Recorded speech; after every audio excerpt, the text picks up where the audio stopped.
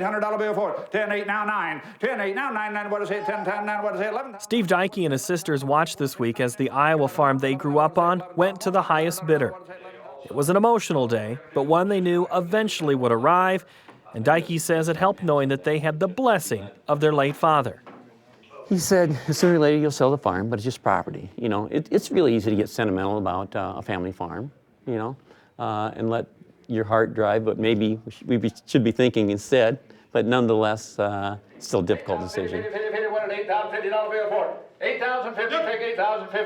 Land sales are booming in rural America, where continued prospects for above-average commodity prices are whetting farmers' appetites to expand. $11,700 bill for it. One of the dozens of sales this week in Iowa featured this 163-acre plot in Butler County. Its agricultural value, commonly known as a corn suitability rating or CSR, was 75.3. That kind of quality draws a big crowd, but only a handful actually bid on the tract. Eventually, it sold for $12,500 an acre. Sold the farm. The auction was conducted by Omaha-based Farmers National Company.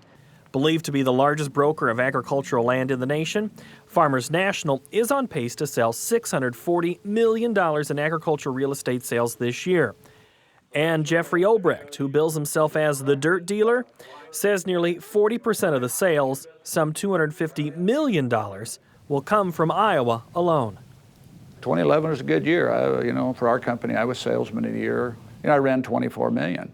And I'm thinking, hey, that's pretty good.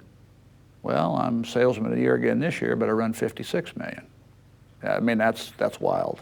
While the drought of 2012 did curtail yields in Iowa, better than expected harvests in some areas put a little extra money in farmers' pockets, and the dirt dealer is more than happy to lighten their loads. There's a lot of cash out here right now, and usually when the farm sector has cash, they buy two things: iron and dirt. 2012 has been an incredible year for the dirt dealer. He says that transactions are up more than 30% than last year, and it's been driven by a number of factors, but one leads the way. Number one, interest rates. Historically low interest rates, demand, more land on the market than we've seen for a while. But even with that, the demand is still there. A lot of times when you get an oversupply, the demand isn't there, but right now, to me, the demand is there even though we have, I guess, technically an oversupply.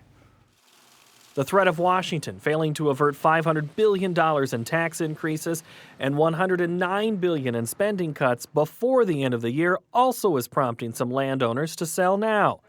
And Obrecht estimates 90% of the crowd at his auctions is farmers looking to expand their operation. Probably the most interesting business I've ever been in.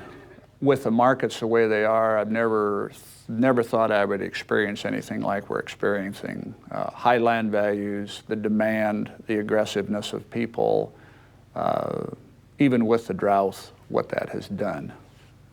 So it's just very, very interesting right now. The booming market for land is welcomed by sellers, but for many, the experience is bittersweet. I'm not doing cartwheels right now. You sold the family farm, and you got all those memories. As I come back to it, the decision was made, and we feel good about it at this point.